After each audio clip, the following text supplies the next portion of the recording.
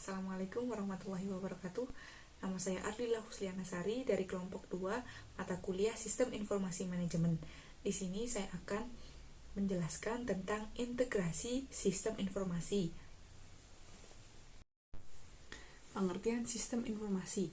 Sistem informasi adalah kumpulan komponen yang saling berhubungan dengan batas definisi yang jelas, bekerja sama untuk mencapai tujuan umum.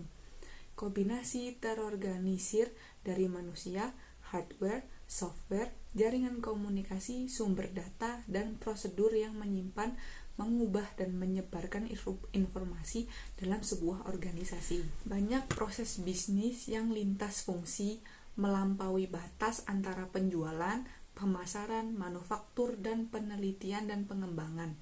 Melintasi struktur organisasi tradisional, mengelompokkan karyawan dari spesialisasi fungsional yang berbeda untuk menyelesaikan suatu pekerjaan. Sebagai contoh, proses pemenuhan pasar di banyak perusahaan memerlukan kerjasama antara fungsi penjualan, fungsi akuntansi, dan fungsi manufaktur.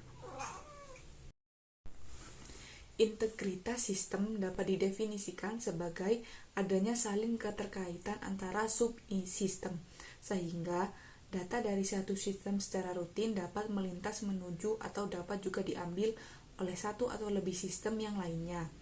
Integritas informasi merupakan pendekatan teknologi menggabungkan secara unsur inti sistem manajemen data, sistem manajemen konten, gudang data, dan seluruh aplikasi perusahaan menjadi platform umum. Sistem informasi dan organisasi saling mempengaruhi. Sistem informasi dibangun manajer untuk melayani kepentingan perusahaan.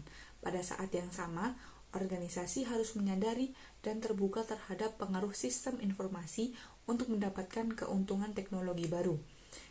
Interaksi antara teknologi informasi dan organisasi adalah kompleks dan dipengaruhi oleh banyak faktor mediasi, termasuk struktur organisasi, prosedur operasi standar, politik, budaya, lingkungan sekitar, dan keputusan manajemen.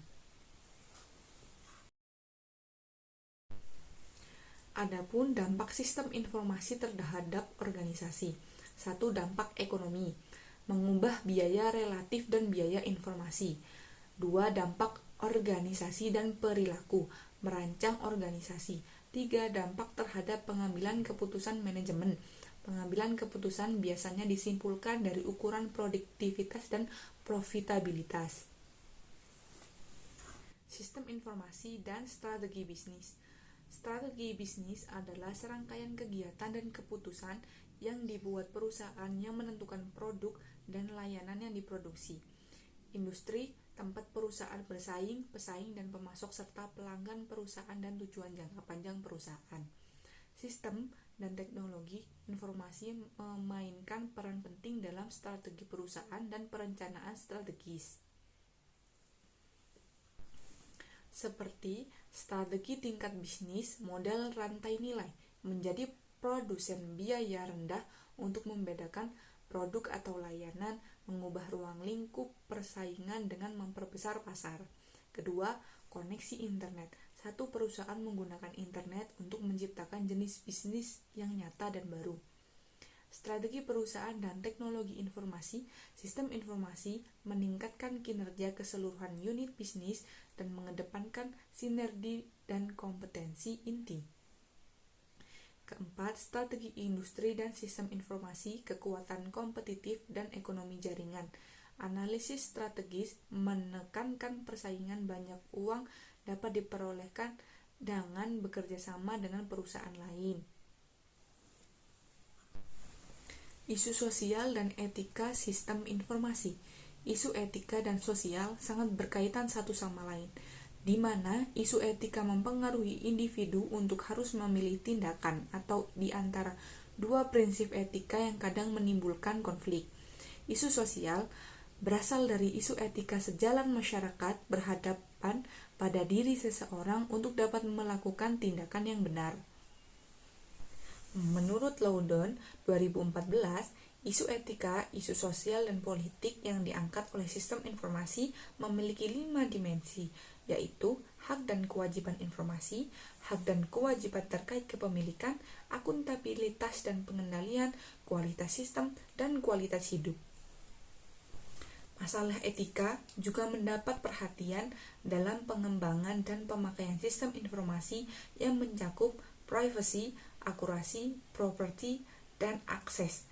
Ketika dihadapkan pada situasi yang sepertinya memunculkan isu etika, berikut langkah-langkah mengatasinya. 1. Identifikasi dan gambarkan fakta secara jelas. 2. Definisikan konflik dan identifikasi nilai lebih tinggi yang terlibat. 3. Identifikasi pihak yang terlibat atau berkepentingan. 4. Identifikasi pilihan beralasan kuat yang dapat diambil. Keempat, identifikasi potensi konsekuensi dari pilihan yang ada. Oke, demikian presentasi dari kelompok kami. Saya Ardila Kusliana Sari dari perwakilan kelompok 2 mengucapkan terima kasih. Wassalamualaikum warahmatullahi wabarakatuh.